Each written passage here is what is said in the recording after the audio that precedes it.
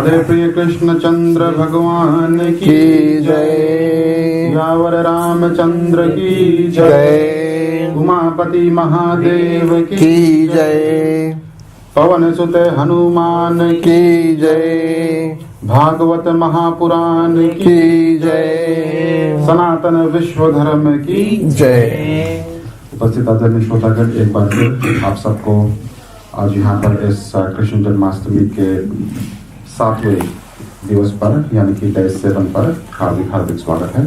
हमारे मंडली की ओर से आदर सत्य रामायण मंडली, ग्रह मालिक ग्रहमावती तथा आज के जो मुख्य श्रोता है हमारे दादी जी यहाँ सामने बैठी हुई है और दिनेश जी का जो अभी यहाँ पर पहुँचे नहीं है, इन सब के ओर से आप सबको हार्दिक स्वागत है। चलते हैं हमेशा की तरह नियम अनुसार सबसे पहले भगवान के लिए भोग लगाएंगे। तो सबसे पहले मुख्य श्रोता यहाँ पर भगवान को भोग लगाएंगे और उसके बाद में जो कोई भी अगर और फल फूल लेकर आए हैं तो वो जरूर बारी बारी से आकर भगवान को भोग लगा सकते हैं। श्याम रसिया मोरे मन बसिया, रुचि रुचि भोग लगाओ रसिया। श्याम रसिया मोरे मन बसिया, रुचि रुचि भोग लगाओ रसिया।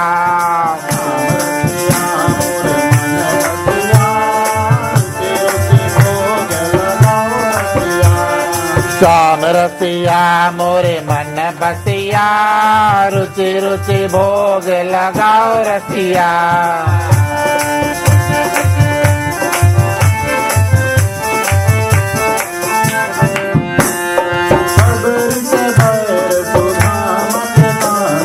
सबरी के बैर सुदामा के तांडुल, सबरी के बैर सुदामा के तांडुल।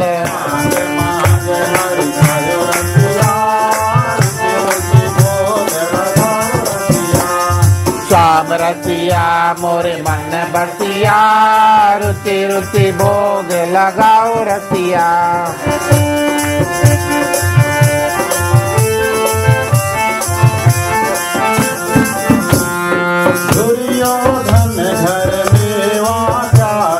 दुर्योधन घर मेवा त्याग्यो, दुर्योधन घर मेवा त्याग्यो।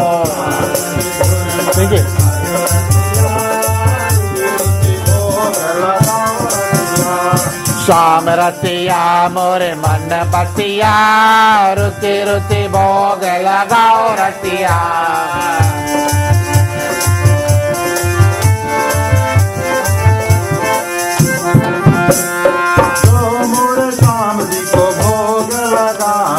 जो मोरे श्याम जी के भोग लगावे, जो मोरे श्याम जी के भोग लगावे।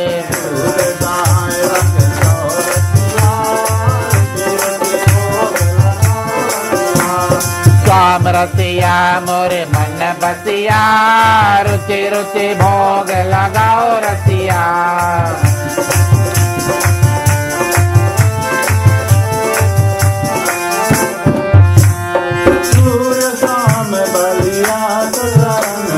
सूर्य शाम बलियास चरण के, सूर्य शाम बलियास चरण के।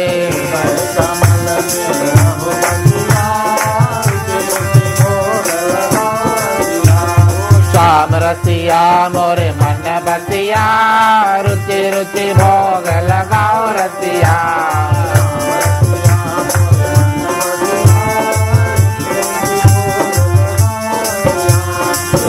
रसिया मोरे मन बसिया, रुचि रुचि भोग लगाओ रसिया। धन्यवाद श्रोतागण। इसके बाद में चलते हुए, क्योंकि आज मंगलवार है, हनुमान जी का भी दिन है। हमेशा की तरह हर मंगलवार को हम अगर मंदिर में कुछ कार्य होता है तो हनुमान चालीसा से शुरू करते हैं। तो चलिए सब साथ मिलकर आज हनुमान चालीसा का पाठ करते हैं। उसके बाद में ये जो आज की कथा है इस आगे लेकर चलेंगे। गुरु चरण सरोज रज, निज मन मुकुर सुधार। वर्णौ रघुवर विमल जसो जो दायक फल चाय। बुद्धिहीन तनु जानिके सुमिरो पवन कुमार। बल बुद्धि विद्या देव मोहि हरहु कलेश विकार। जय हनुमान ज्ञान गुण सागर जय कपीस लोक उजागर। जय हनुमान ज्ञान गुण सागर जय कपीस लोक उजागर।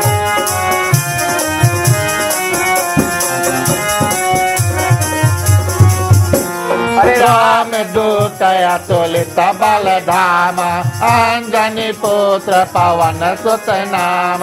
महावीर विक्रम बजरंगी सुमति निवार सुमति के सांगी। कांचन बरन विराज सुबेसा कानन कुंडल कुंचित केसा। जय हनुमान ज्ञान गुण सागर जय कपीस लोक उजागर।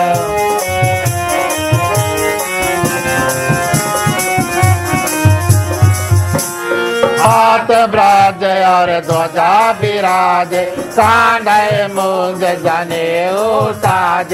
शंकर सुवन केसरी नंदन तेज प्रताप महाजगवंदन। विद्यावान गुणी अति चातुर राम काज करबे को आतुर। प्रभु चरित सुनबे को रसिया राम लखन सीता मन बसिया। जय हनुमान ज्ञान गुण सागर जय कपीस लोक उजागर।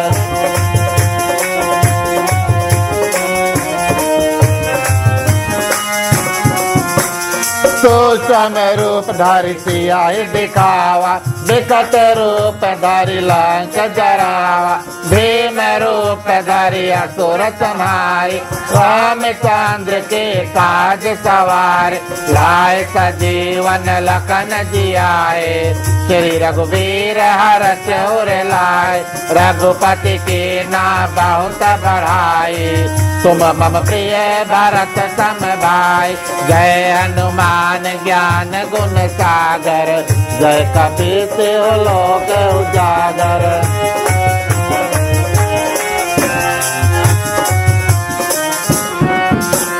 सहस बदन तुमरो जस गावे अस कहीं तेरे पति कांत लगावे।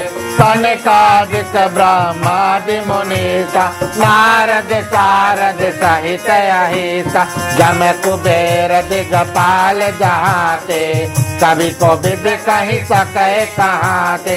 तुम उपकार सुग्रीव ही कीना राम मिलाए राज्य पद दीना।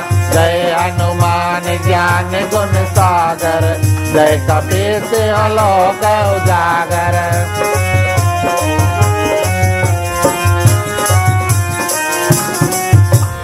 तुमरो मंत्र विभीषण माना लंकेश्वर भय सब जग जाना।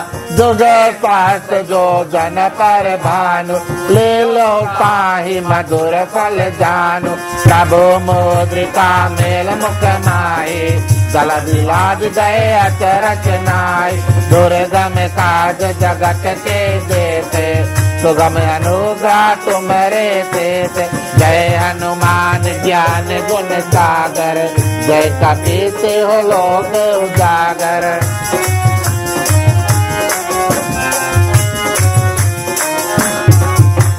राम दुआरे तुम रखवारे होत न आज्ञा बिन पैसारे। सब सुख लहे तुम्हारी शरण तुम रक्षक काहू को डरना।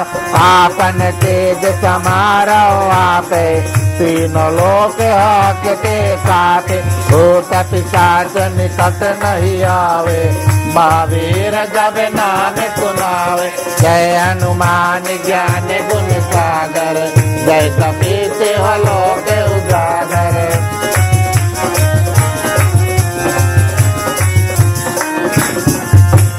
नासय रोग हरै सब पीरा, जपत निरंतर हनुमत बीरा। संकट ते हनुमान छुड़ावे, मन क्रम वचन ध्यान जो लावे। सब पर राम तपस्वी राजा, तिनके काज सकल तुम साजा। और मनोरथ जो कोई लावे, सोई अमित जीवन फल पावे। जय हनुमान ज्ञान गुण सागर, जय कपीस लोक उजागर।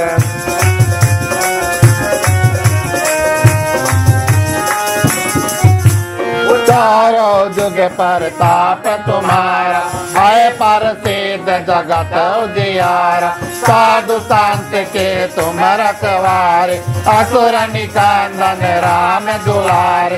अष्ट सिद्धि नव निधि के दाता, अष्ट दीन जानकी माता। राम रसायन तुम्हारे पाता, सदा रहो रघुपति के दाता। जय हनुमान ज्ञान गुण सागर, जय कपीस हो लोक उजागर।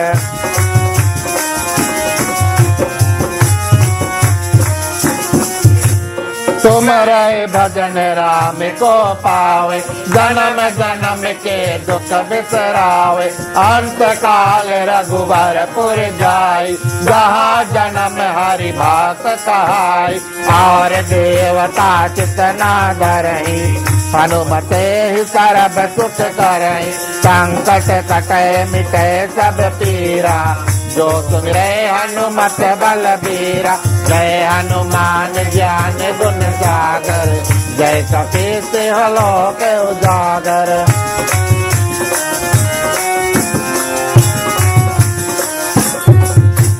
जय जय जय हनुमान गोसाई, कृपा करहु गुरुदेव की नाई। जो सत बार पाठ कर कोई, छूटहि बांधि महासुख होय। जो या पढ़े हनुमान चालीसा, होय सिद्धि साखी गौरीसा। तुलसीदास सदा हरि सेरा, कीजे नाथ हृदय महाडेरा। जय हनुमान ज्ञान गुण सागर, जय कपीस हो लोक उजागर। जय हनुमान ज्ञान गुण सागर, जय कपीस हो लोक उजागर। जय कपीस हो लोक उजागर, जय कपीस हो लोक उजागर। पवन तनय संकट हरण, मंगल मूर्ति रूप। राम लखन सीता सहित, हृदय बसो सुरभूप। सियावर रामचंद्र की जय, उमापति महादेव की जय। पवन सुत हनुमान की जय, राधे प्रिय कृष्ण चंद्र की जय। इसके बाद में हम श्री कृष्ण जी का वर्णन करेंगे और उसके बाद में आज जो कथा है उसे श्री गणेश करेंगे।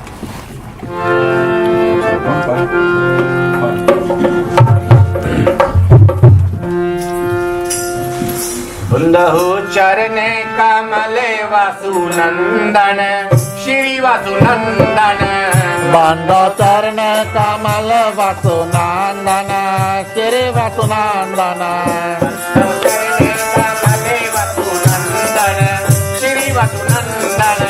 बांधो चरण कमल वासुनंदन, श्री वासुनंदन।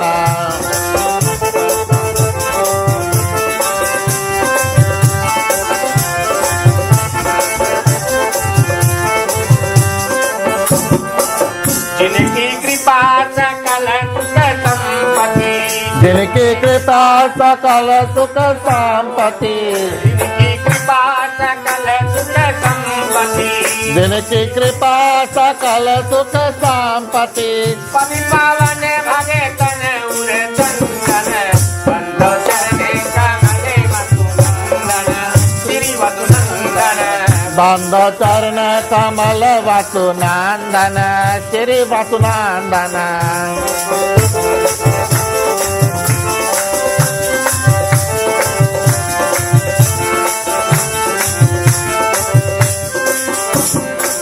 मथुरापुरी प्रभु नित्य मथुरापुरी प्रभु नित्य विराजत, मथुरापुरी प्रभु नित्य विराजत, मथुरापुरी प्रभु नित्य विराजत। राधा प्रिया सुत दुष्ट निकंदन, वंदे कमले वसुनंदन, श्री वसुनंदन।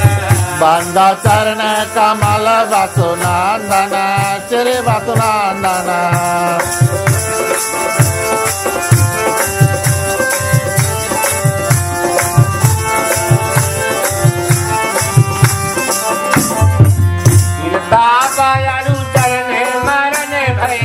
चिंता पे अरुजन में मरण भय, चिंता पे अरुजन में मरण भय, चिंता पे अरुजन में मरण भय। दूरी करती जिले में रंजन, बंदो चरणे कमले वसुनंदन, श्री वसुनंदन। बंदा चरण कमल वसुनंदन, श्री वसुनंदन।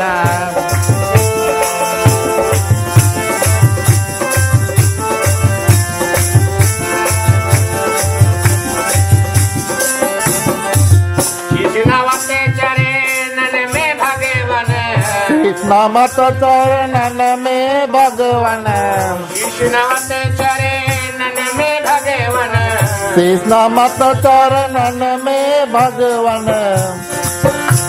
ओ कृपा करवते वटे भव भंजन, बंदो चरणे कमले वसुनंदन, श्री वसुनंदन।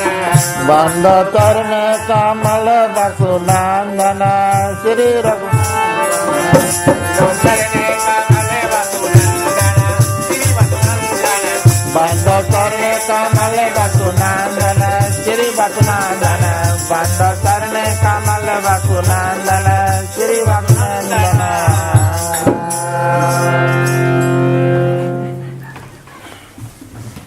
चलिए पहले श्रोतागण, इसके बाद में हम अपने व्यास जी को तिलक द्वारा व्यास गद्दी पर स्वागत करेंगे और उसके बाद में आज की जो कथा है उसके मुखारी सुनेंगे।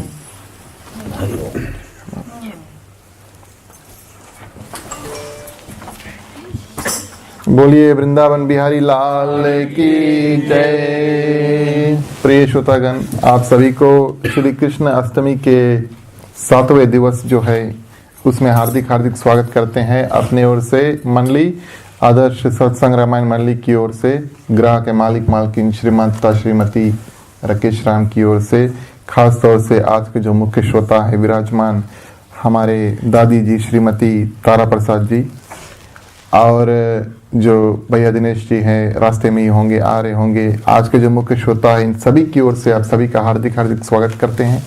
चलिए, बस एक ही दिन बचा है प्रिय श्रोतागण, भगवान श्री कृष्ण का प्रकट जो है वो कल स्वयं होने वाला है। तो आज हम आपको भगवान श्री कृष्ण के जो जन्म के कारण है उसको बताएंगे, लेकिन आज की जो कथा वहाँ से शुरू करेंगे जहाँ से हमने कल इसको छोड़ा था।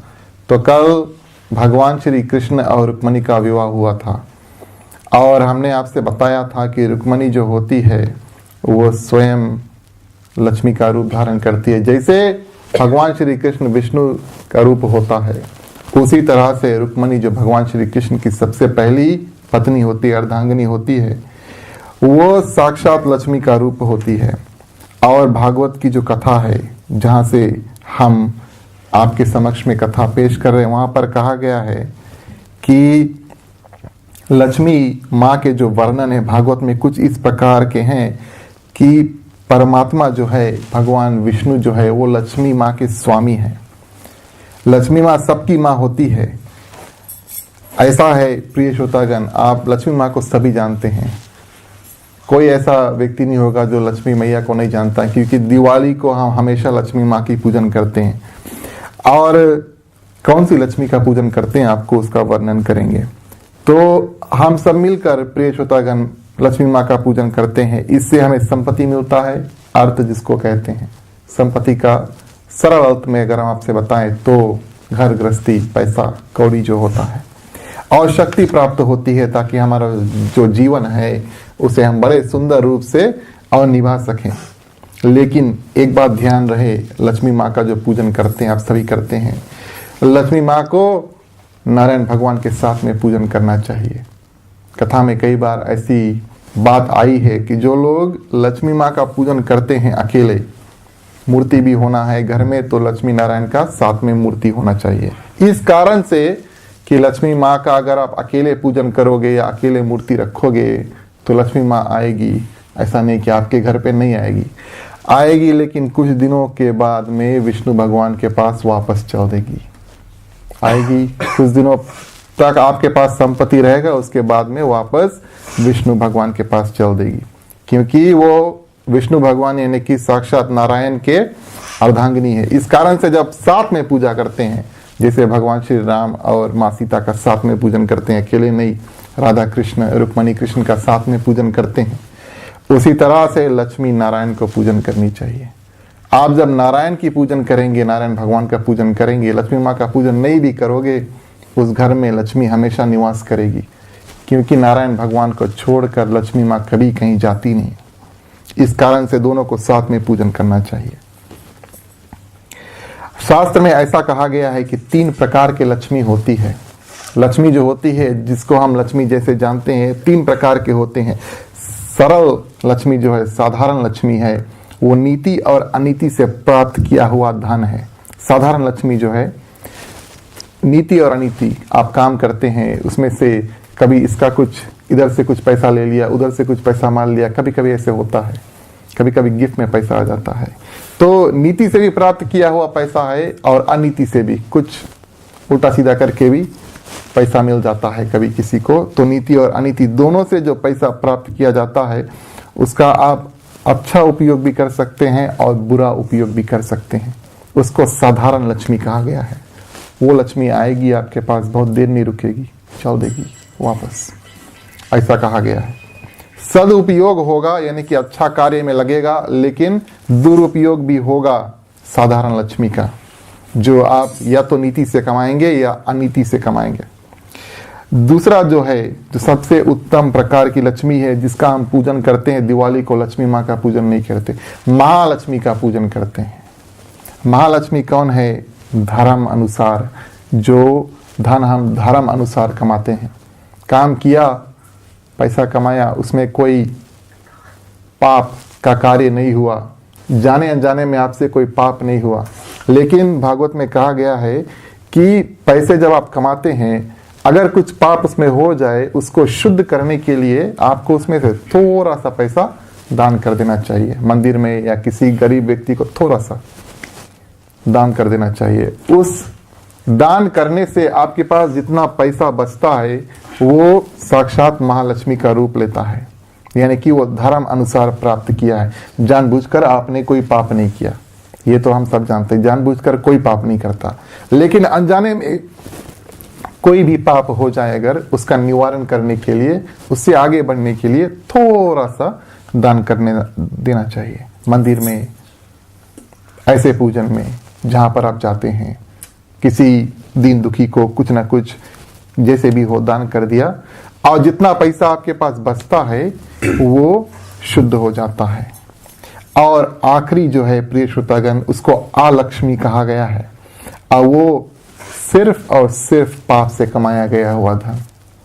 उसका जिक्र बहुत ज्यादा नहीं करेंगे, लेकिन आप सभी जानते हैं कि हम क्या कह रहे हैं। अगर किसी न किसी रूप से पाप से जो कमाया हुआ जो धन है, वो शांति देने के बदली, भागवत में कहा गया, शांति देने के बदली आपको उल्टा दुख देगा, और वो नरक का रास्ता है। बोलिए वृंदावन बिहारी लाल की। इसी दौरान प्रिय श्रोतागण, भागवत की जो कथा है उसमें से आपको संक्षिप्त में जो मंत्र है, श्री कृष्ण गोविंद हरे मुरारी, हे नाथ नारायण वासुदेवा, उसके बारे में बताएंगे, और फिर भगवान श्री कृष्ण के जो जन्म के कारण है उसको आपके सामने प्रस्तुत करेंगे। बोलिए श्री कृष्ण गोविंद हरे मुरारी, हे नाथ नारायण वासुदेवा। तो भगवान श्री कृष्ण जो होते हैं प्रिय श्रोतागण, प्रभु आप सबके मन को आकर्षित कर देते हैं। जैसे कि हमने आपसे दूसरे या तीसरे दिन की कथा में कहा था, भगवान श्री कृष्ण का नाम कृष्ण क्यों पड़ा? क्योंकि वो सभी के मन को आकर्षित कर देता है। इस कारण से जब उनका नामकरण संस्कार हुआ, तब उनका नाम कृष्ण रखा गया कि सभी के मन को वो आकर्षित कर देगा। तो हे कृष्ण, जो आप सबके मन को आकर्षित कर देते हो, मेरा भी मन को आकर्षित कर देना। जैसे आप हैं वैसे हमारा मन को करना, मन को सुंदर करना, मन को निर्मल करना। श्री कृष्ण गोविंद गाय इंद्रियों की जो रक्षा करने वाले होते हैं। गोविंद का सरल अर्थ यही है, जो गाय की रक्षा करता है। भगवान श्री कृष्ण गाय की रक्षा करते हैं। पहले भी कथा में आती है, जब तक भगवान गोकुल में वास करते हैं, बोले जिनको मैं चराता हूँ, गाय और बछड़े जो होते हैं, उनके जब पैर में जूते नहीं है तब मैं जूते कैसे पहन सकता हूँ। जब तक भगवान गोकुल में रहते हैं तब तक जूते नहीं पहनते हैं। जिनकी सेवा करने के लिए आए हैं उन्हीं की तरह रहते हैं, उनका देखभाल करते हैं। और गाय और इंद्रियों की जो बछड़े हैं उसकी रक्षा करने वाले भगवान, मेरे इंद्रियों की भी आप रक्षा करना। इंद्रियां क्या है प्रिय श्रोतागण? आंख देखने को मन करेगा, बड़ा सुंदर सुंदर चीज, चलो कल जाकर मूवी देख लेते हैं। आंख हमारा एक इंद्रिया है। एक जो हमारा जो इंद्रिया है वो जीभ है, जो हमेशा यही चाहेगा कि कुछ खट्टा मीठा कुछ रहे खाने के लिए। ऐसा ये सब इंद्रियां भगवान, इनको काबू में रखना, गोविंद इसका अर्थ है।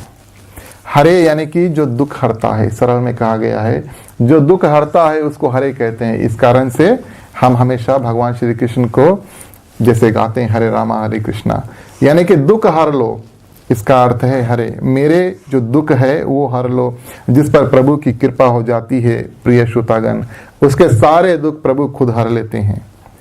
मुरारी, मुर की रक्षा, यानी कि मुर जो राक्षस होता है उसका भगवान श्री कृष्ण वध करते हैं।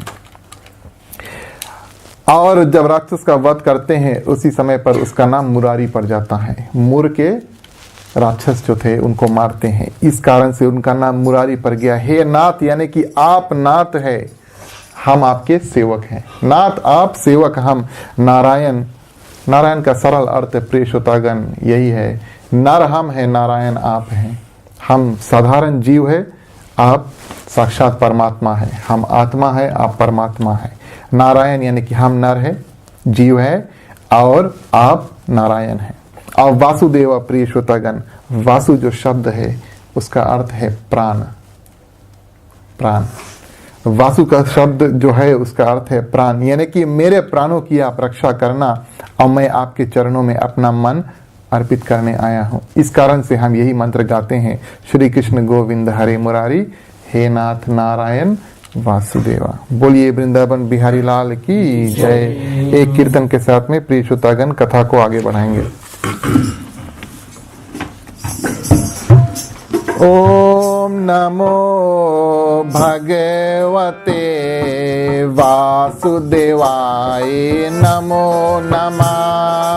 ओम नमो भगवते वासुदेवाय नमो नमः। ओम नमो भगवते वासुदेवाय नमो नमः। ओम नमो भगवते वासुदेवाय नमो नमः।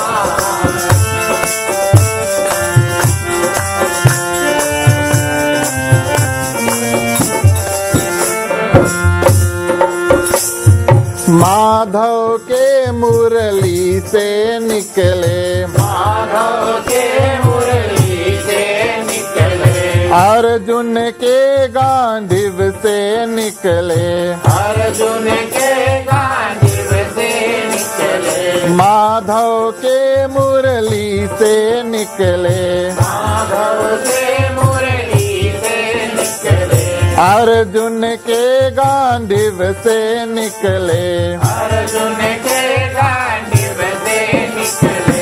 ओम नमो भगवते वासुदेवाय नमो नमः। ओम नमो भगवते वासुदेवाय नमो नमः।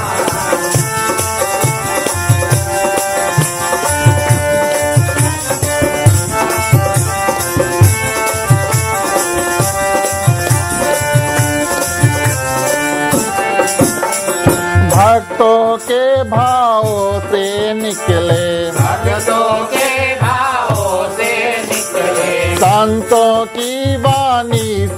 निकले, संतों की वाणी से निकले, भक्तों के भाव से निकले, भक्तों के भाव से निकले, संतों की वाणी से निकले। संतों की वाणी से निकले। ओम नमो भगवते वासुदेवाय नमो नमः। ओम नमो भगवते वासुदेवाय नमो नमः। ओम नमो भगवते वासुदेवाय नमो नमः। ओम नमो भगवते वासुदेवाय नमो नमः। बोलिए वृंदावन बिहारी लाल की जय। और प्रिय श्रोतागण, कल भगवान श्री रामचंद्र जी का जन्म, माफ कीजिएगा, भगवान श्री कृष्ण का जन्म है। रामनवमी करते करते आदत आ चुकी है। धन्यवाद। भगवान श्री कृष्ण, प्रिय श्रोतागण, भगवान श्री कृष्ण का कल जन्म उत्सव है। चलिए आज विस्तार पूर्वक यानी कि डिटेल में भगवान श्री कृष्ण के जो जन्म लेने का जो कारण है उस पर थोड़ी सी दृष्टि डालेंगे। तो प्रिय श्रोतागण, साधारण रूप से अगर हम कहें तो जब जब धरती पर राक्षस बहुत बढ़ जाते हैं उस समय भगवान अवतार धारण करते हैं। अगर अभी यहाँ पर भगवान नहीं है इसका मतलब यही समझ लेना कि अभी धरती पर बहुत ढेर राक्षस लोग नहीं है, छोटा मोटा है लेकिन बड़े बड़े राक्षस अभी नहीं है। इस कारण से प्रभु आज अभी हमारे समक्ष में नहीं है। जब जब बड़े बड़े राक्षस आ जाते हैं, जैसे रावण आते हैं, कंस आते हैं, ऐसे जब राक्षस आते हैं तब भगवान अवधारण करते हैं, अपना रूप धारण करते हैं और आते हैं और उन राक्षसों को मारते हैं। लेकिन आज छोटे छोटे राक्षस भी थोड़े दिन में बड़े हो जाते हैं, ऐसा भी कहा गया। तो प्रिय श्रोतागण, जब जब पृथ्वी माँ जो होती है जब पाप सहन नहीं कर पाती है तब गाय का रूप धारण करके और प्रभु के पास जाती है, ब्रह्मा के पास जाती है, विष्णु भगवान के पास जाती है, शंकर भगवान के पास जाती है। पृथ्वी हमेशा प्रिय श्रोतागण गाय का रूप धारण करती है। धर्म कभी रूप धारण करता है तो बैल का रूप धारण करता है। तो गाय का रूप धारण करके भगवान ब्रह्मा जी के पास जाते हैं। सबसे पहले ब्रह्मा जी सबको लेकर, देवी देवताओं को लेकर स्वयं विष्णु भगवान के पास जाते हैं कि अब प्रभु आपको अवतार धारण करने का समय हो गया है। भगवान ने कहा कुछ समय में मैं वासुदेव देवकी के घर में प्रकट होऊंगा। भगवान विष्णु भगवान कहते हैं कि कुछ समय बाद में वासुदेव और देवकी के घर में यानी कारागार में, जेल में हम प्रकट होंगे मथुरा में। मेरी सेवा के लिए तुम सब अवतार धारण करो। जैसे जब भगवान श्री राम प्रकट हुए थे तब उनकी सेवा उपस्थिति में देवी देवता क्या किए थे, बानर रूप धारण करके आए थे। और उसी प्रकार से प्रिय श्रोतागण यहाँ पे कहा गया है कि देवी देवता जो होते हैं गोप गोपियां का रूप धारण करती हैं, गोकुल में भगवान श्री कृष्ण का इंतजार करती हैं। जितना ऋषि मुनि थे जो हजारों वर्ष तप किया और भगवान का दर्शन नहीं पाया, वो सब गाय और बछड़े का रूप धारण करके गोकुल में पहुंचते हैं कि प्रभु आएंगे और प्रभु उस समय हमको दर्शन देंगे। उस समय भगवान दर्शन बहुत मुश्किल से देते थे, तो बहुत तप कर लिया तब दर्शन नहीं कर पाए। जितने ऋषि मुनि थे वो सब गाय और बछड़े का रूप धारण करके गोकुल में जाते हैं। और उसी प्रकार से जो गोप गोपियां होती हैं वो सब देवी देवता अपना रूप धारण करके गोकुल में जाकर और प्रभु की प्रतीक्षा करते हैं, इंतजार करते हैं, वेट करते हैं कब प्रभु अब यहाँ पर आएंगे। भागवत में भगवान के जो प्रकट होने के कारण थे, सबसे पहला कारण जय विजय। रामायण में भी ये कथा आती है, इस कारण से संक्षिप्त में आपको सुनाएंगे। भगवान विष्णु और लक्ष्मी माँ वैकुंठ में विराजमान है, आप सभी को जानते हैं। क्षीर सागर में वैकुंठ धाम जो है उसमें भगवान विष्णु और माँ लक्ष्मी विराजमान है। उनके दो द्वारपाल थे, उनका नाम था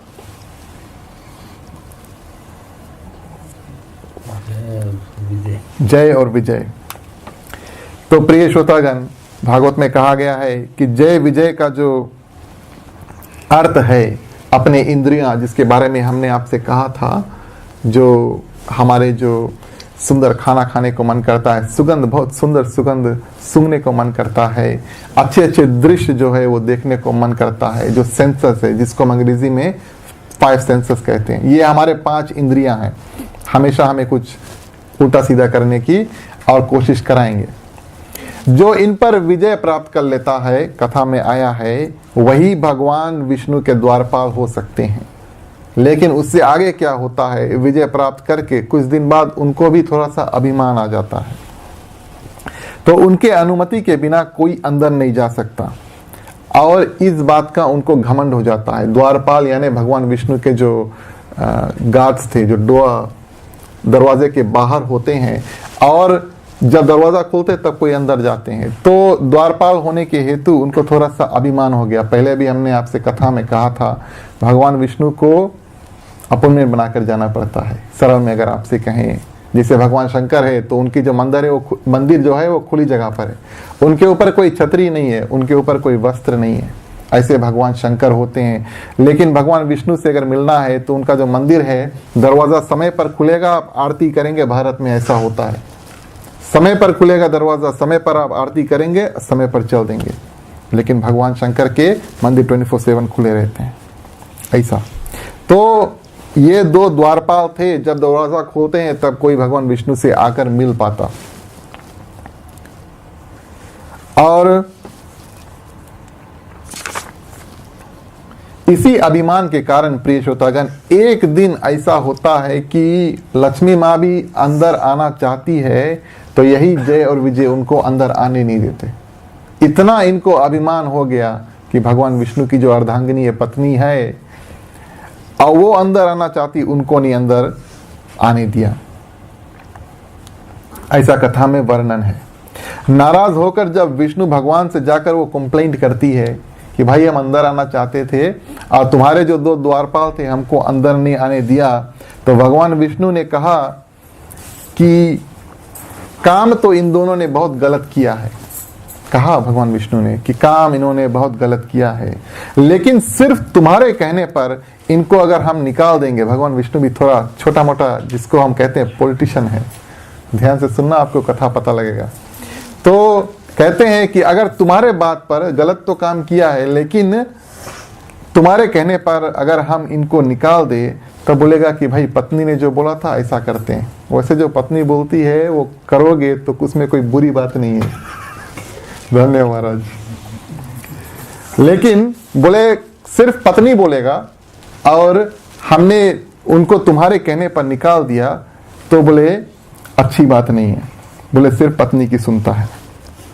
लेकिन हम ऐसा इंतजार करेंगे जब यही सलूक, यही बिहेवियर जो है, अपना जो चाल है, वो किसी और के साथ में प्रकट करेगा और वो आकर हमको शिकायत देंगे, तब इनको अवश्य हम दंड देंगे। सिर्फ तुम्हारे कहने पर नहीं, लेकिन कोई और भी आकर कहे भाई कि तुम्हारे द्वारपाल में बहुत भारी अभिमान हो चुका है, तब हम कुछ करेंगे जरूर। संसार को प्रिय श्रोतागण ये भी दिखाना है कि भगवान विष्णु साधु संत जो होते हैं उनको कितना इज्जत करते हैं, उनको कितना सम्मान करते हैं। अब लक्ष्मी जी, आप जानती हैं स्त्री का जो स्वभाव होता है, प्रतीक्षा कर रही है, वेट कर रही है, बोले कब कोई संत महात्मा भगवान विष्णु से मिलने के लिए आए और कब भगवान के जो द्वारपाल है जय और विजय और उनको अंदर नहीं आने दे, तब इनको यहाँ से निकाला जाए। ये स्त्री की जो माँ लक्ष्मी की भावना होती है। अब इंतजार करती है कब कोई आवे और इन दोनों को निकाले यहाँ से। आते जाते लक्ष्मी माँ बहुत दुखी होती है, बोले कब कोई आवे। इधर जय और विजय को ऐसा लगा कि उन्होंने जो काम किया है, यानी कि लक्ष्मी माँ को अंदर नहीं आने दिया, उसमें कोई प्रॉब्लम नहीं है। जब कभी कोई बुरा काम करता है प्रिय श्रोतागण, अगर आप उनसे कुछ बोलोगे नहीं कि ये तुमने गलत किया है, छोटे बच्चे बड़े जो भी हैं, बुरा काम किया, अगर आपने उनसे कुछ बोला नहीं कि तुमने ये बुरा किया है, तो उनको एक प्रकार से बढ़ावा मिल जाता है। ऐसा होता है कि अरे हमने ये काम किया है, किसी ने कुछ बोला नहीं, चलो फिर से करेंगे, इसमें कोई टेंशन नहीं, इसमें कोई प्रॉब्लम नहीं है। जब किसी ने कुछ कहा नहीं तो क्या प्रॉब्लम है। और इन दोनों को जब भगवान विष्णु ने कुछ नहीं कहा, बोले हम इंतजार करेंगे कोई संत आएगा, इनका अपमान करेंगे, तब इनको दंड देंगे। इन दोनों को भी थोड़ा जो साहस है वो बढ़ गया, बोले हमने कुछ गलत नहीं किया। और बड़े शेर हो जाते हैं, छोटा मोटा शेर थे और बड़े बड़े शेर हो जाते हैं। तब भगवान के संकल्प से और भगवान क्या करते हैं, भगवान विष्णु सनत कुमारों को बुलाते हैं। 4 ऋषि मुनि होते हैं जो वैकुंठ जाने की इच्छा होते हैं। 4 ऐसे ऋषि मुनि होते हैं, भाई होते हैं, छोटे छोटे बालक। इनकी जो अगर आप देखेंगे इनकी अवस्था 5 वर्ष की होती है। इनको भगवान ने वरदान दिया था। इस कारण से बड़े ज्ञानी संत थे, लेकिन देखने में 5 वर्ष के बालक थे, 5 years के बालक। अगर आप उनको देखोगे तो ऐसा लगेगा कि 5 वर्ष के, लेकिन असल में बहुत बूढ़े हैं और बहुत ज्ञान है। ऐसे ये 4 भाई थे, सनक, सनंदन, सनत और सनातन, ये इनके नाम थे। तो 4 भाई, 4 बालक जब आते हैं, 5 साल के दिखते थे। अब भगवान को उनको ये वरदान दिया था कि दिखने में तुम्हारी जो आयु है, जो रंग रूप है, वो सिर्फ 5 साल का होगा, हमेशा के लिए। बड़ी सुंदर उनको वरदान दिया था। और जब वैकुंठ में पहुंचते हैं, यानी कि भगवान विष्णु के धाम में पहुंचे, तो द्वारपाल जय और विजय थे, रोका उनको। एक तो थोड़ा सा अभिमान मन में था, दूसरा इनको देखकर पहचान नहीं पाया। उसी अभिमान के कारण 4 बालक को देखा, ऋषि को नहीं देखा। 4 बालक को देखा, मैं तुम क्यों अंदर जाओगे? बाद में आना बोले भगवान विष्णु भी आराम कर रहे हैं। पूछा अपॉइंटमेंट लिया क्या? तो प्रिय श्रोतागण, भगवान यहाँ पर दिखलाना चाहते हैं कि जो ऋषि मुनि होते हैं उनके लिए मेरी जो दरवाजा हमेशा खुली होती है। और इसी क्रोध में आकर और श्राप दे देते हैं। कौन? ये 4 जो ऋषि होते हैं। श्राप ऐसा देते हैं कि तुम जाकर राक्षस बन के नीचे गिर जाओ, पृथ्वी पर, धरती पर गिर जाओ। तुम बोले तुम वैकुंठ में रहने के लायक नहीं हो। ऐसे अभिमानी व्यक्ति जो होता है, जिसके मन में अभिमान होता है, अहंकार होता है, उसको और वैकुंठ में रहने की जगह है नहीं, परमिशन है नहीं। और प्रिय श्रोतागण, इनको जब अपनी गलती का एहसास हुआ, क्षमा मांगने लगे। और जय और विजय, क्योंकि उन ऋषियों का शाप बहुत शक्तिशाली था, जानते थे कि ये ऋषि मुनि जो शाप दिया है उस कारण से हमें राक्षस अवश्य बनना पड़ेगा, इसलिए क्षमा मांगने लगते हैं, गिड़गिड़ाने लगते हैं। उसी क्षण पर भगवान विष्णु आते हैं। जैसे प्रभु को देखते हैं, जय और विजय और घबराए। और सनत कुमारों को इतना बुरा लगा। किस कारण से बुरा लगा? कि उन्होंने सोचा कि गलती इन्होंने की थी, लेकिन हमारा कोई अधिकार नहीं था इनको सजा देने के लिए। हमें अगर कुछ कंप्लेन करना था तो हम भगवान विष्णु को जाकर बताते। द्वारपाल तो इनके थे, हमारा कोई अधिकार नहीं था इनको शाप देने के लिए। इसलिए सनत कुमारों को भी दुख हुआ। सिर्फ हमें भगवान से ये बोल देना चाहिए था कि आपके द्वारपालों ने गलती किया है, जो सजा देना था वो भगवान स्वयं देंगे। तो इनको भी बुरा लगा। भगवान ने कहा नहीं, इन दोनों ने काम जो किया है असुर जैसा काम किया है, इस कारण से उनको या आप सजा दो या हम सजा दे, इसमें कोई फर्क नहीं पड़ता। और आगे ये कहते हैं, प्रिय श्रोतागण ध्यान से सुनना, अगर सेवक कभी पाप करता है उसका हकदार स्वामी भी होता है। सेवक पाप करे, उस पाप का हकदार थोड़ा सा हिस्सा उसको स्वामी यानी मालिक को भी मिलता है। इस कारण से उनको जो दंड मिला है तो मुझे भी दंड मिलना चाहिए। उनको दंड मिला है कि तुम जाकर राक्षस बन जाओ, तो मुझे भी दंड मिलना चाहिए। और आपने इनसे कहा है कि 3 जन्म में इनका उद्धार हो जाएगा। ये भागवत में कथा आई है कि 1 नहीं 2 नहीं 3 जन्म में तुम्हारा उद्धार होगा। आपने इनसे कहा है कि 3 जन्म में इनका उद्धार होगा, तो तीनों जन्म के लिए मुझे भी अवतार धारण करना पड़ेगा। जितना सजा इनको मिला है कि इनको राक्षस बनना पड़ेगा, भगवान राक्षस नहीं बनेंगे, लेकिन हम भी अवतार धारण करेंगे और पृथ्वी पर जाएंगे। और इनका अगर 3 जन्म होगा तो भगवान ने कहा हमारा 4 जन्म होगा, ऐसा कहा।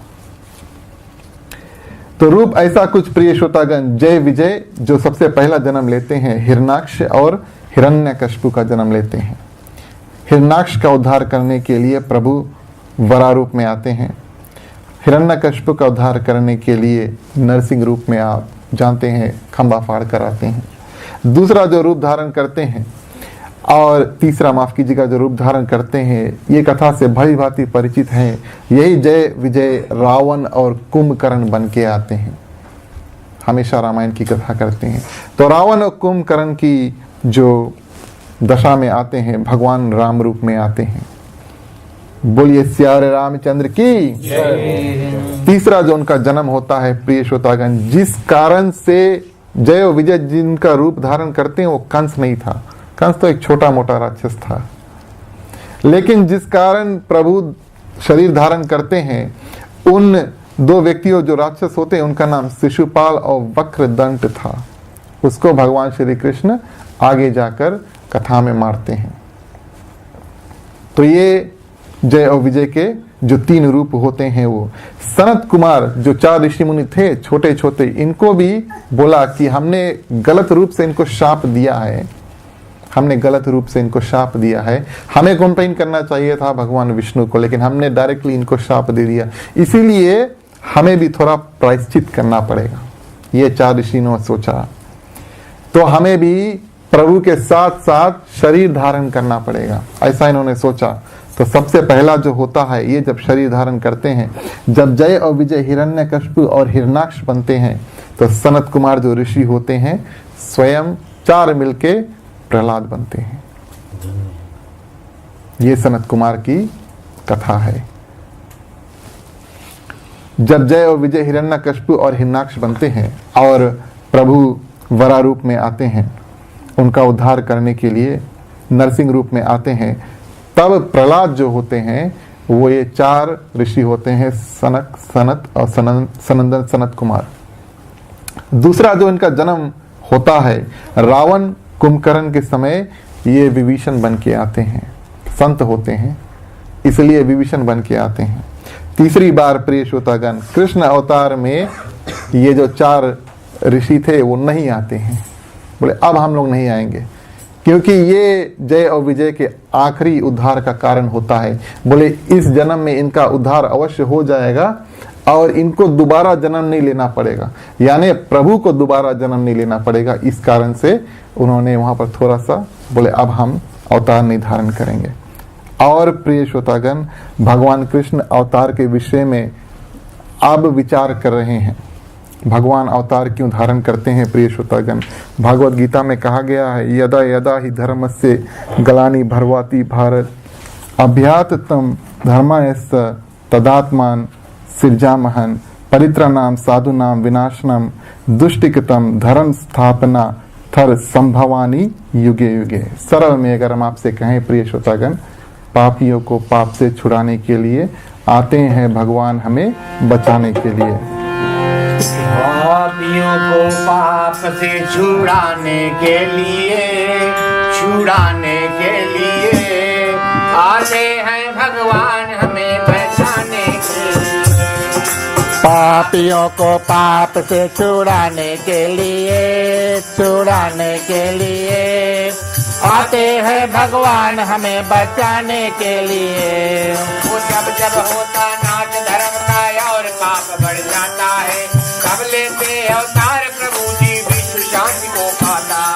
जब जब होता नाच धर्म का और पाप बढ़ जाता है, तब लेते अवतार प्रभु जी विश्व शांति को पाता है। भक्तों को धाम हो, हरि भक्तों को धाम बचाने के लिए आते हैं भगवान हमें बचाने के लिए। बोलो पापियों को पाप से छुड़ाने के लिए आते हैं भगवान हमें बचाने के लिए।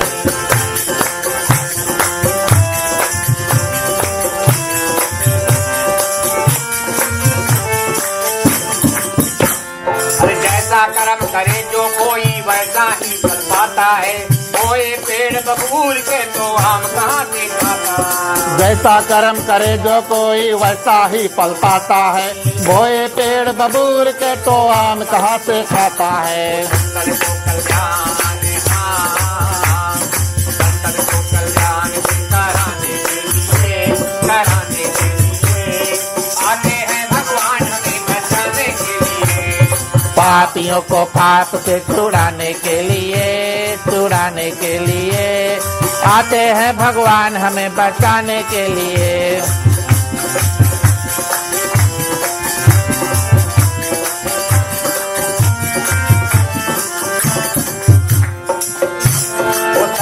संगत को करो सदा ही ज्ञान निर्मल आता है। भव सागर से तरे जाओगे शरणदास ये गाता है। सत्संगत को करो सदा ही ज्ञान निर्मल आता है। भव सागर से तरे जाओगे शरणदास ये गाता है।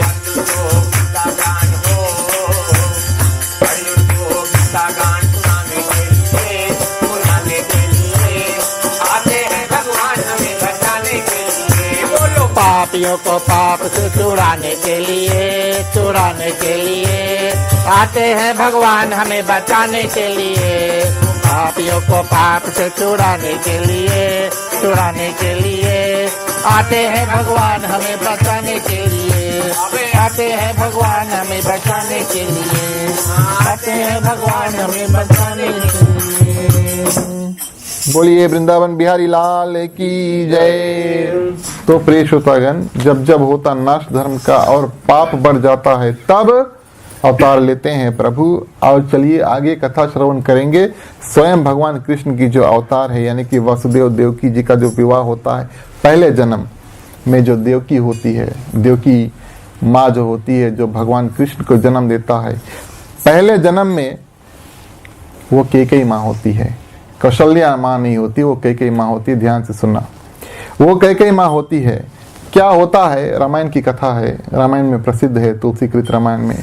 वनवास के बाद में जब भगवान श्री कृष्ण वापस लौटकर आते हैं, तब यही कैकेयी माँ को इतना दुख लगता है। एक तो वनवास भेज दिया, दूसरा वनवास के कारण उनके पति का स्वर्गवास हो गया। इनको इतना दुख लगता है कि भगवान श्री राम से एक वचन लेती है कि अगले समय जब तुम जन्म लेना तो मेरे कोख से जन्म लेना, कौशल्या माँ के कोख से नहीं, मेरे कोख से जन्म लेना। भगवान ने कहा तथास्तु, बोले ऐसा ही होगा। कृष्ण समय में जब हम अपना अवतार धारण करेंगे तो आप देवकी माँ होना, आपके कोख से हम अपना अवतार प्रकट करेंगे। और जब जाकर कौशल्या माँ से मिलते हैं, कौशल्या माँ बोलती है कि हे राम, जो 14 वर्ष तुमने वन में बिताया, यानी कि हमारे साथ में अयोध्या में नहीं बिताया, उसका कर्जा भी वसूल करना है अगले जन्म में। भगवान श्री राम ने बोला ऐसा भी करेंगे। तो देवकी माँ को उधर वचन दे दिया, यानी कि कैकेयी माँ को वचन दे दिया कि आपके कोख से जन्म लेंगे, उसकी पूर्ति करते हैं कारागार में। फिर जाकर 14 वर्ष कहाँ पर रहते हैं, कौशल्या माँ के साथ में रहते हैं। वही कौशल्या, वही यशोदा माँ होती है, जो 14 वर्ष जो भगवान श्री राम वन में होते हैं, उसका जो कर्जा वो वापस जाकर अदा करते हैं। इस कारण गोकुल में, प्रिय श्रोतागण, कथा में आया है कि भगवान श्री कृष्ण गोकुल में यशोदा माँ के साथ 14 साल रहते हैं। 5 साल के वर्ष में जाकर कंस का वध करके अपनी माँ की जो बंदी है उसको छुड़ाने देते नहीं, इंतजार करते हैं 14 वर्ष काट के, उसके बाद में जाकर और देवकी माँ की जो बंदी है उसको छुड़ाते हैं। और कंस जो होता है, प्रिय श्रोतागण, जो कंस होता है उसके पाप क्या थे, वो अत्याचारी था। सबसे पहली बात तो ये थे कि वो अत्याचारी था, अपने पिता को वो बंदी बनाकर रखा हुआ था, कथा को आगे वर्णन करेंगे। और हत्यारा था, आप सभी जानते हैं आजकल के बीच में, और भगवान श्री कृष्ण से पहले जितने भी बालक होते हैं उन सबका हत्या कर देता है। देवकी को खुद मारने को दौड़ा, उस कथा के बारे में वर्णन करेंगे। और हमेशा यही कोशिश करता है, जैसे एक राक्षस का काम होता है, हमेशा जो भगवान के प्रति काम करता है उसको हमेशा दुखी करते रहता है। ऋषि मुनि देवतागण सभी को दुखी करते रहता है, यही और रावण का काम था, यही कंस का काम है, और यही अपना काम करता है, और इस कारण से प्रभु आते हैं। तो मथुरा नगरी जिसमें आज हम प्रवेश करेंगे, और मथुरा नगरी का जो बसाया हुआ राजन था उनका नाम सूरसेन था। पहले राजा मथुरा नगरी के वही थे, और अब के राजा जो है उसका नाम उग्रसेन, यानी कंस के पिताजी, उनका नाम उग्रसेन था। मथुरा में विवाह करने के हेतु वासुदेव जी महाराज, जो भगवान श्री कृष्ण के पिता होते हैं, मथुरा में विवाह करने के हेतु, शादी करने के कारण आए। जब शादी हो चुकी, शादी किससे होती है, देवकी जी से होती है। तो वसुदेव जी का जो विवाह है वो देवकी से होता है। शादी जब कर देते हैं, विदाई का समय आता है और प्रेम दर्शाने के लिए, वैसे तो कंस है राक्षस, लेकिन प्रेम दर्शाने के लिए, प्यार दर्शाने के लिए क्या कर रहे हैं, स्वयं रथ हाँक रहे हैं। जब रथ देवकी और वसुदेव को लेकर जा रहा है, मथुरा से निकल रहे हैं, अपने धाम को, घर को जा रहे हैं, जैसे विदाई होता है तो स्वयं रथ हाँक रहे हैं कंस, प्यार दर्शाने के लिए, प्रेम दर्शन दिखाने के लिए। उसी समय आकाशवाणी होती है कि जो देवकी का 8वां संतान होगा, संतान कहा है, बेटा नहीं कहा, बेटी नहीं कहा, बोले देवकी का जो 8वां संतान होगा, 8वां गर्भ, वही तुम्हारा काल होगा, वही तुमको मारेगा। सुनते ही कंस क्या करता है, अपना तलवार निकाल लेता है, जिस बहन की रथ को हाँक रहा है उसी बहन को मारने दौड़ा है। इतने राक्षस थे कंस।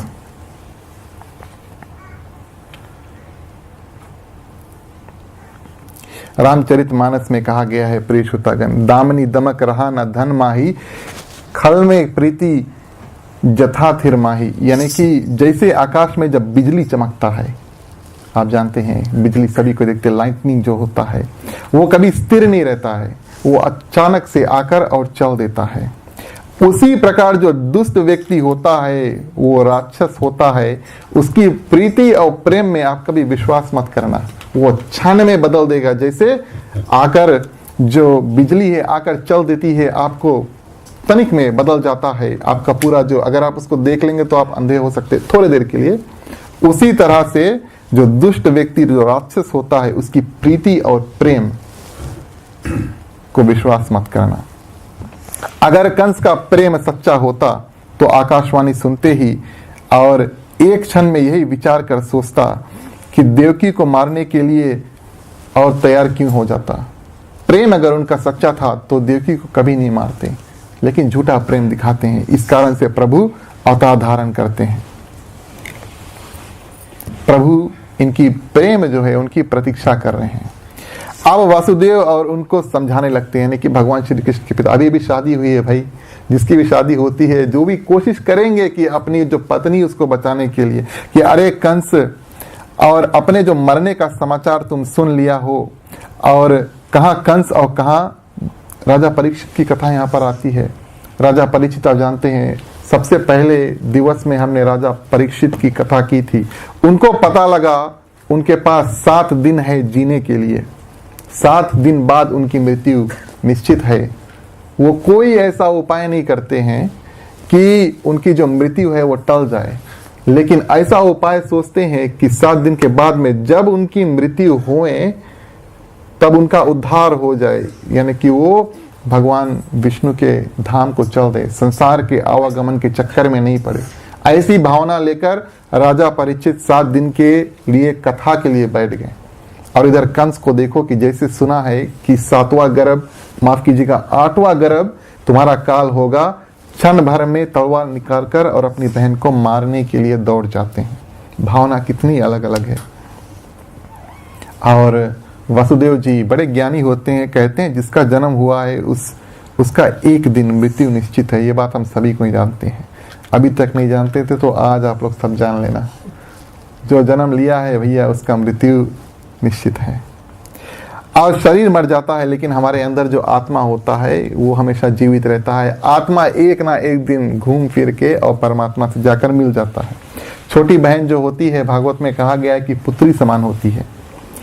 उसका वध तुम कैसे कर सकते हो? एक तो पुत्री, दूसरा नारी, स्त्री का वध तुम कैसे करोगे? किसी बहाने से वसुदेव जी बुरे वक्त, जो तलवार निकल चुकी है, उसको टाल देना चाहते थे। तुम्हें देवकी से कोई डर नहीं है। ध्यान से समझाते हैं उनको कि तुम्हें देवकी से कोई डर नहीं, अपनी बहन से नहीं डर है, तुम्हें उनके पुत्रों से डर है।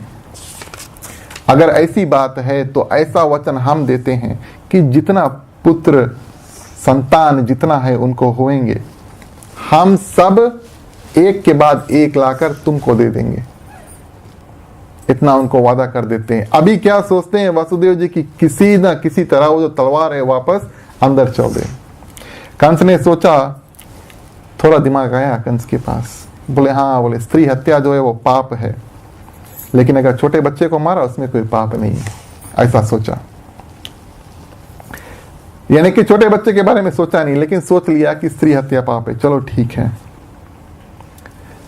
उसने कहा कि मैं देवकी का हत्या नहीं करूंगा। वसुदेव जी के जो वचन है उसके ऊपर विश्वास कर लेते हैं, और इतना विश्वास था वसुदेव जी के वचन की कंस भी विश्वास कर लेता है। कंस ये बात जानता था प्रिय श्रोतागण कि जैसा वसुदेव जी कहते हैं वैसा ही करते हैं। ऐसा नहीं है कि अभी यहाँ पर कुछ और बोल दिया और बाद में करेगा नहीं। अगर बोल दिया है संतान ला कर देंगे तो संतान ला कर देंगे। समय आने पर प्रिय श्रोतागण वसुदेव जी और देवकी का पहला पुत्र जन्म होता है। नंबर 1।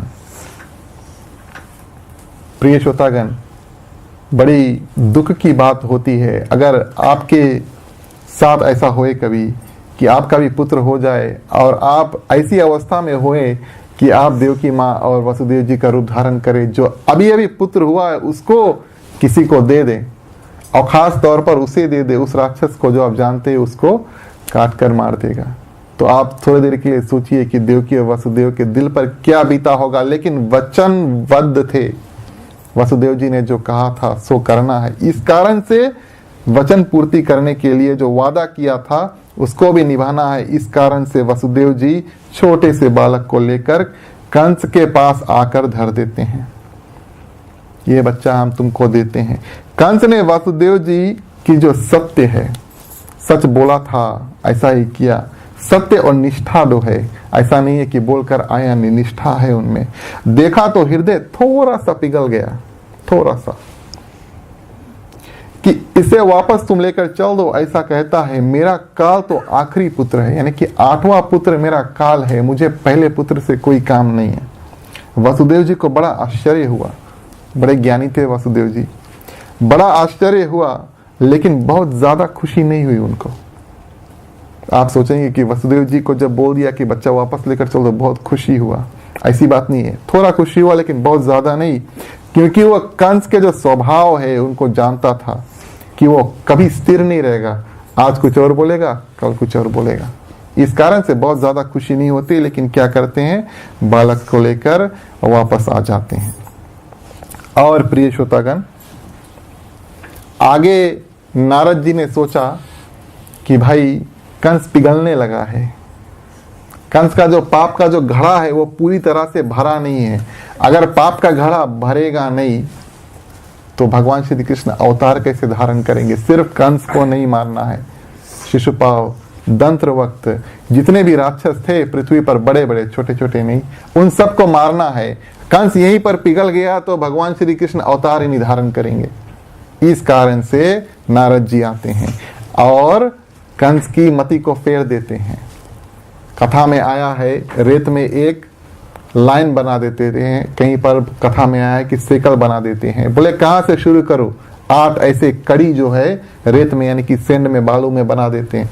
बोले गिनती कहाँ से शुरू करूं कंस, नंबर 1, नंबर 2, नंबर 3 ऐसे करके कंस की जो मति उसको फेर देता। बोले कहाँ से शुरू करेंगे, आप फेस से शुरू करोगे या सेकंड से शुरू करोगे, तुम्हें पता नहीं है। कंस से बोलता है कि 8वां पुत्र किस ओडा में कब आएगा, मति फेर देते हैं। इस कारण से कंस क्या करते हैं, एक तो अपने पिता को उसी समय, अब पाप का घड़ा जो है वो भरने वाला, अपने जो पिता है उग्रसेन को उसी समय बंदी बना देते हैं, जेल में करके खुद राजा बन जाते हैं, ऐसा पाप करते हैं। दूसरा, वसुदेव जी और देवकी और जो पुत्र है उनको लेकर इस समय क्या करते हैं, कारागार में बंद कर देते हैं। पहला पुत्र हो जाता है तब कारागार में बंद करके क्या करते हैं, सबसे पहले पुत्र को मार देते हैं, शिशु का वध कर देते हैं।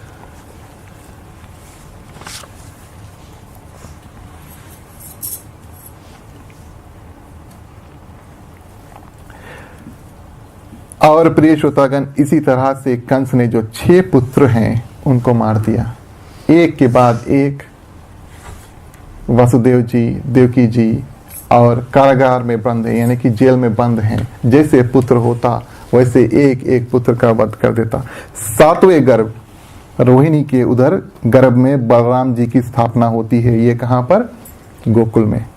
आप सभी जानते हैं कि भगवान श्री राम से लक्ष्मण जी ने वरदान मांगा था कि अब की समय बड़े भैया हम बनकर आएंगे। इस कारण से बलराम जी पहले आए हैं, शेषनाग का रूप धारण किए बलराम भैया सबसे पहले आते हैं।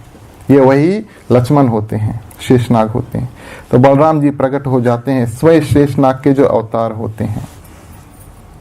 बोले राम अवतार के समय हमें बहुत तुम्हारी बात को सुनना पड़ा। लक्ष्मण ने सोचा कि अब की समय हम बड़े बनकर आएंगे, तुम हमारी बात को सुनना। छोटा भाई का काम होता है बड़ा भाई का बात सुनना। इस कारण से बोले अब की से हम बड़ा बनेंगे, लेकिन उनकी बहुत चलती नहीं है, भगवान श्री कृष्ण की चलती है। भागवत में एक कथा में आई है प्रिय श्रोतागण कि बलराम भैया जो होते हैं आ तो जाते हैं, लेकिन जब तक भगवान श्री कृष्ण स्वयं प्रकट नहीं होते तब तक वो अपने आंख नहीं खोलते। छोटा सा बालक है, बेबी है, उन्होंने उतने दिन तक आंख नहीं खोला, अपना आंख बंद करके रखा है। बोले जब कन्हैया आएंगे उसी समय हम अपनी आंख को खोलेंगे, सबसे पहला दृश्य जो होगा वो भगवान श्री कृष्ण का करेंगे। ये थे बलराम भैया, शेषनाग का जो रूप है, लक्ष्मण का रूप है। बोले जब भगवान श्री कृष्ण प्रकट होंगे उसी क्षण हम अपनी आंख को खोलेंगे। इधर नंद और यशोदा के लिए प्रिय श्रोतागण, जैसे कि हमने दूसरे तीसरे दिवस में कहा था, सारा ब्रज जो होता है, गोकुलवासी जो होते हैं, कोशिश करते हैं कोई ना कोई उपाय करके उनके घर पुत्र हो जाए, क्योंकि नंद और यशोदा के घर पे कोई पुत्र नहीं थे। गोप गोपियां शांडिल ऋषि के पास जाते हैं, महाराज किसी भी तरह से कुछ ऐसा करो कि नंद बाबा के घर यहाँ पर पुत्र हो जाए। शांडिल ऋषि ने कहा सभी से कि एकादशी का व्रत करो, और एकादशी का व्रत करके प्रिय श्रोतागण गर्भवती हो जाती है।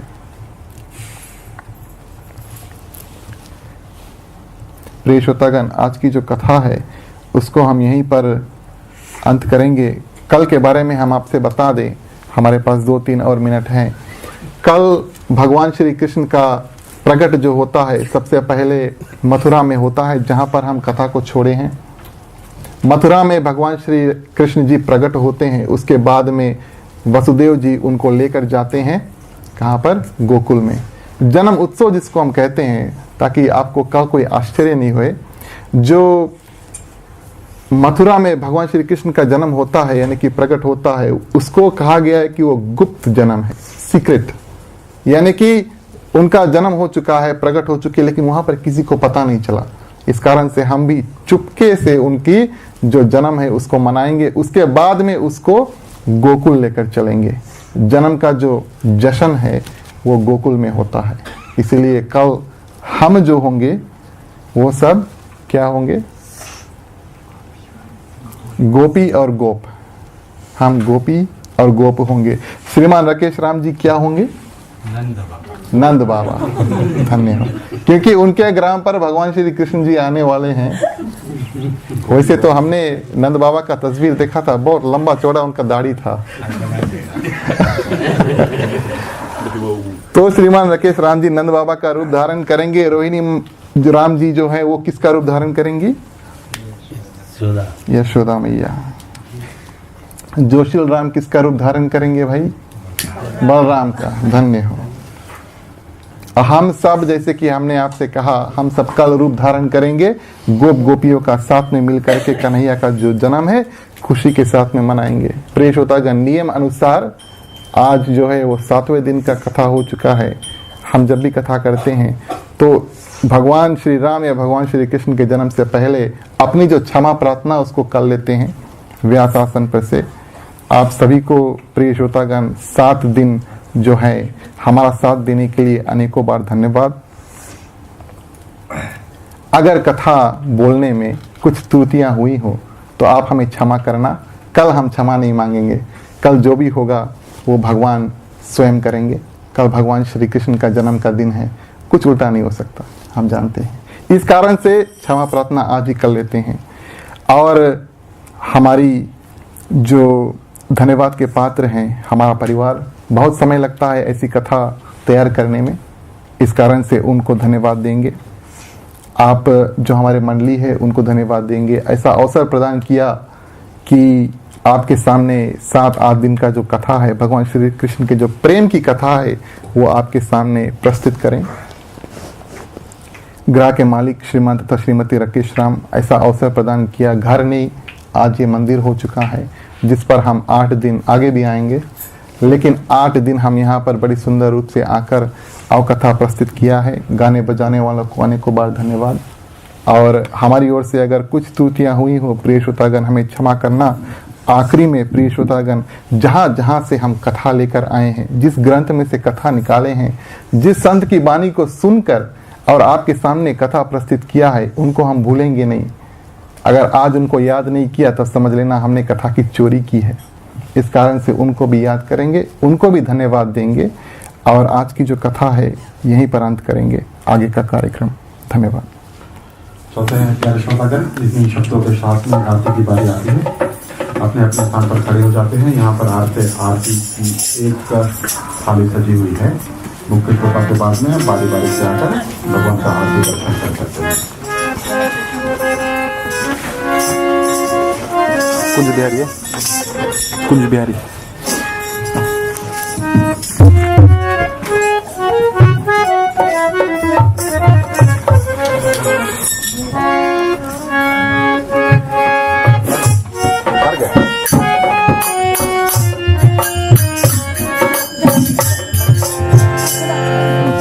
साधु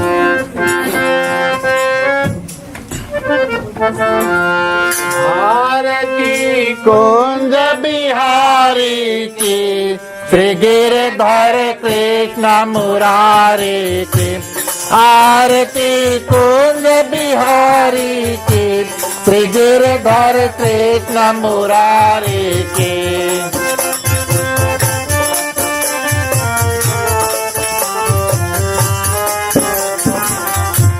गले में वैजयंती माला, बजावे मुरली मधुर बाला।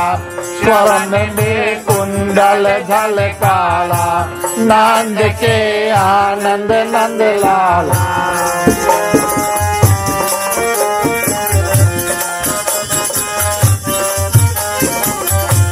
गगन समय अंग कांति काली, राधिका चमक रही आली।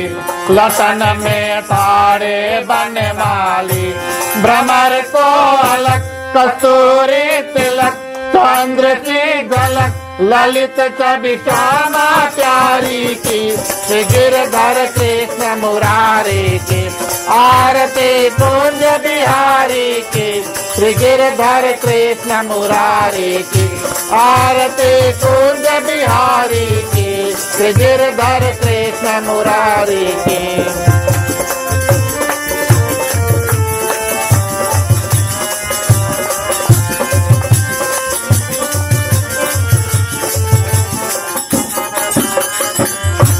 कनकमय मोर मुकुट बिल से, देवता दर्शन को तरसे। गगन सो सुमन राशि बरसे।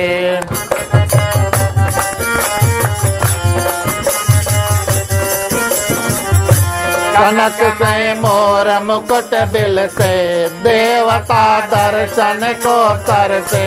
गगन को सुमन राशि बरसे। भजे मोर चंद मधुर मेरे दस, ग्वालिन के संग अतुल रति गोप कुमारी की। श्री गिरधर कृष्ण मुरारी की। आरती कुंज बिहारी की, श्री गिरधर कृष्ण मुरारी की। आरती कुंज बिहारी की, श्री गिरधर कृष्ण मुरारी की।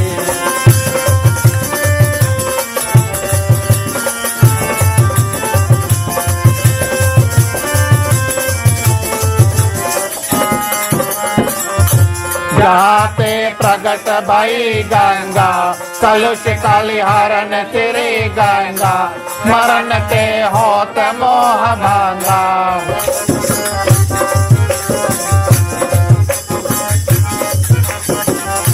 जाते प्रगट भई गंगा, कलुष कलिहरण तेरे गंगा।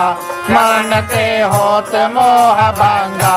बसे से बसी जटा के भी, हरे अग के चरण कवि सिर बनवारी की। गिरधर कृष्ण मुरारी की। आरती कुंज बिहारी की, गिरधर कृष्ण मुरारी की। आरती कुंज बिहारी की, श्री गिरधर कृष्ण मुरारी के।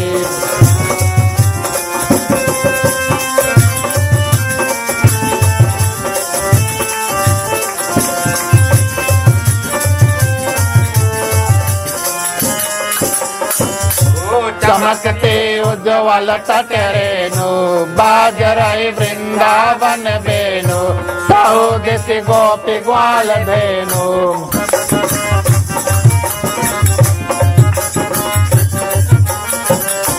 चमकते उज्ज्वल तट रेणु बाज रहे वृंदावन बेनु सहोदित गोपी ग्वाल धेनु। हसत मृदुनंद चांदनी कंद कटक भव फंद पैर सुन दीन भिखारी के। श्री गिरधर कृष्ण मुरारी के आरती कुंज बिहारी के। श्री गिरधर कृष्ण मुरारी के आरती कुंज बिहारी के। श्री गिरधर कृष्ण मुरारी के।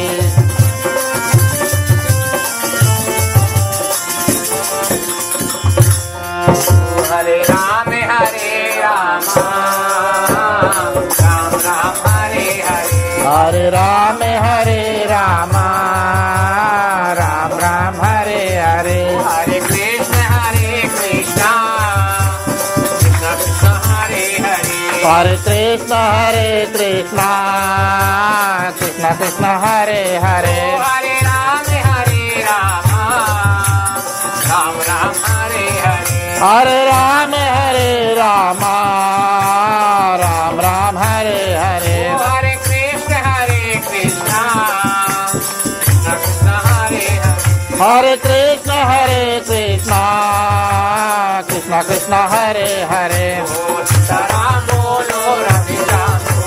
सीताराम बोलो राधे श्याम बोलो। सीताराम बोलो राधे श्याम बोलो। सीताराम बोलो राधे श्याम बोलो। सीताराम बोलो राधे श्याम बोलो।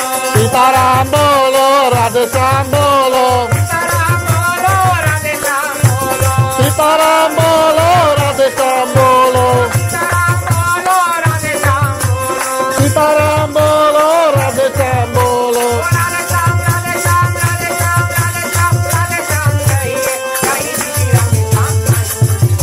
राधे श्याम राधे श्याम राधे श्याम राधे श्याम राधे श्याम कहिए जय विधि राखे श्याम कही विधि रहे। जय विधि राखे श्याम कही विधि रहे। जय विधि राखे श्याम कही विधि रहिए। राधे श्याम राधे श्याम राधे श्याम कहिए जय विधि राखे श्याम कही विधि रहिए।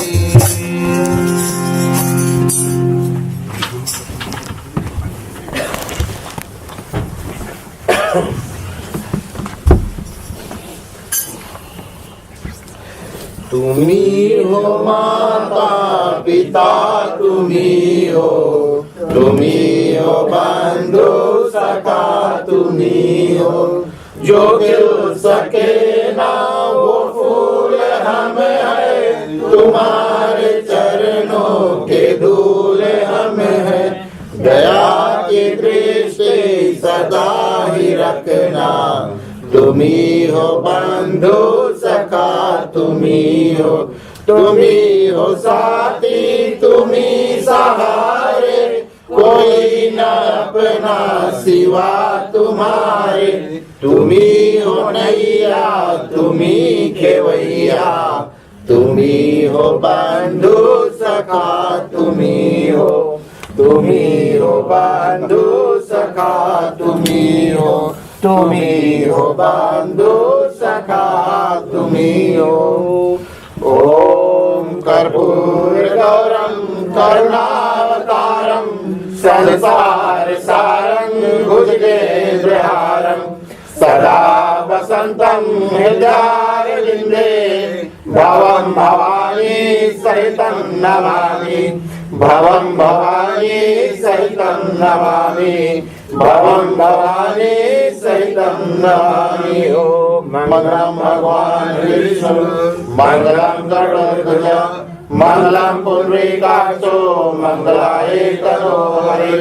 सर्वमंगल मांगल्ये शिवे सर्वार्थ साधिके शरण्ये त्र्यंबके गौरी नारायणी नमस्तुते नारायणी नमस्तुते नारायणी नमस्तुते।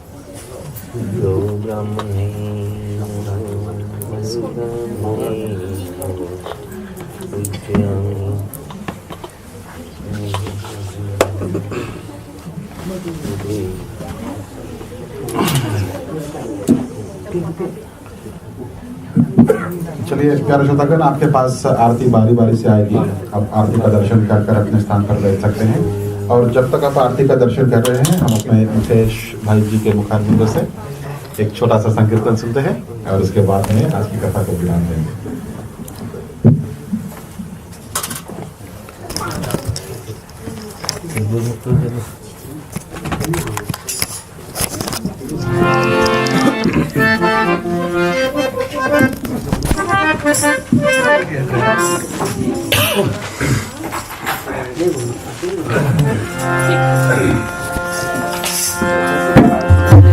सब में वही राम है, सब में वही श्याम, सबकी एक आत्मा अलग अलग है नाम, सबकी एक आत्मा अलग अलग है नाम। सब में वही राम है, सब में वही श्याम, सबकी एक आत्मा अलग अलग है नाम, सबकी एक आत्मा अलग अलग है नाम।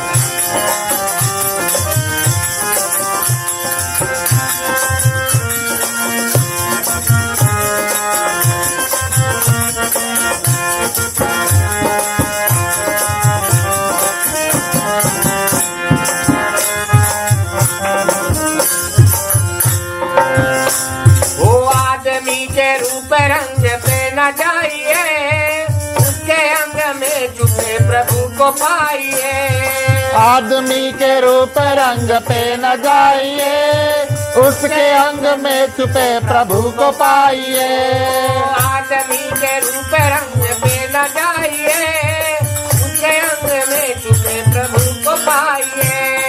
आदमी के रूप रंग पे न जाइए, उसके अंग में छुपे प्रभु को पाइए। उसके एक पलक में छुपे सीताराम है, और दूसरे में छुपे राधे श्याम है। सब में वही राम है, सब में वही श्याम, सबकी एक आत्मा अलग अलग है नाम, सबकी एक आत्मा अलग अलग है नाम।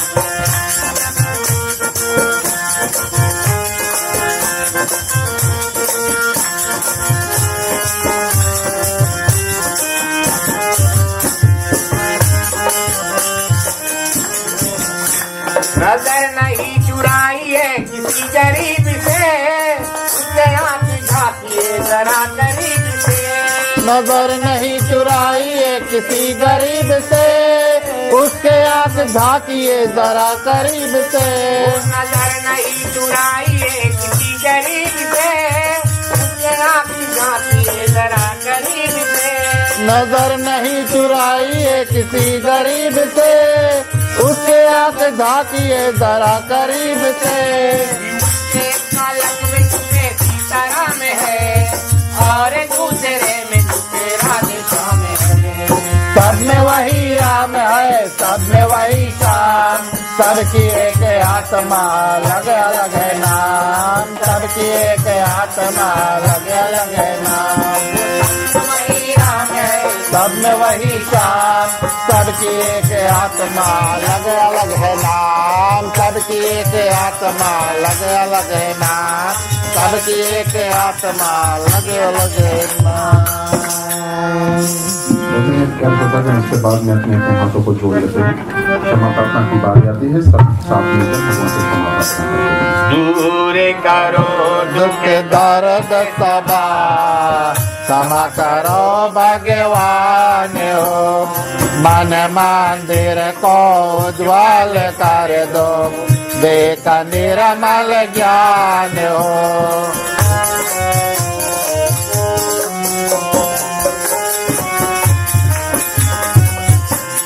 जिस घर में हो आरती चरण कमल चित लाए हो, तहाँ हरि वासा करे ज्योति अनंत जलाए हो।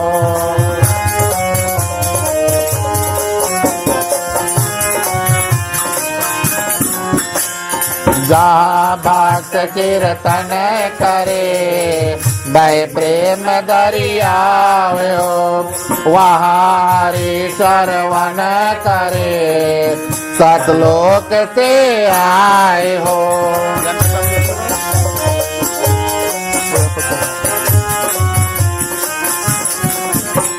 सब कुछ दीना आपने, भेंट करो क्या नाथ हो, नमस्कार का भेंट लो, जोड़ो मैं दोनों हाथ हो।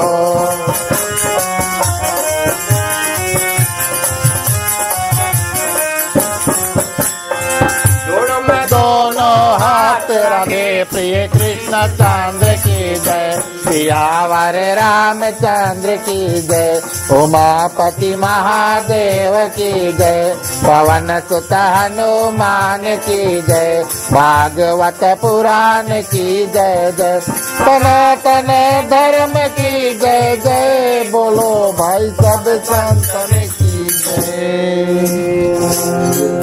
भगवान के सामने अपने हाथों को खोल लेते हैं, मांगने की बारी आती है। स्वस्ति प्रजभ्य परिपालयन्ता न्यायेन मार्गे मयि महिषा, गौब्राह्मणभ्यो शुभमस्तु नित्यं, लोकाः समस्ताः सुखिनो भवन्तु, सर्वे भवन्तु सुखिनः, सर्वे सन्तु निरामया, सर्वे भद्राणि पश्यन्तु, मा कश्चित् दुःख भाग्वते, आपुत्र पौत्राणां सन्तु, पौत्रीणां सन्तु पौत्रीणां, निर्धनां साधनां सन्तु, जीवन्तु शार्दं शतमे मम, जीवन्तु शार्दं शतमे मम, जीवन्तु शार्दं शतमे मम। ॐ सर्वेषां मङ्गलं भवतु, सर्वेषां कल्याणं भवतु, सर्वेषां शुभं भवतु, सर्वेषां शान्तिर्भवतु, धर्म की वृद्धि और धर्म का नाश हो, संतन में सदा सद्भावना हो। हर हर महादेव की जय, जय श्री सीताराम हरे। ओम नमः पार्वते पतये, हर हर महादेव हरे। और राम कहे सुख उपजे, कृष्ण कहे दुख जाए, महिमा महाप्रसाद की पावन भोग लगाए, तन मन धन है तेरा, स्वामी सब कुछ है तेरा, तेरा तुझको अर्पण, तेरा तुझको अर्पण, क्या लागे मेरा। ओम जय जगदीश हरे, ओम जय जगदीश हरे, ओम जय जगदीश हरे। ओम शांति शांति शांति। ओम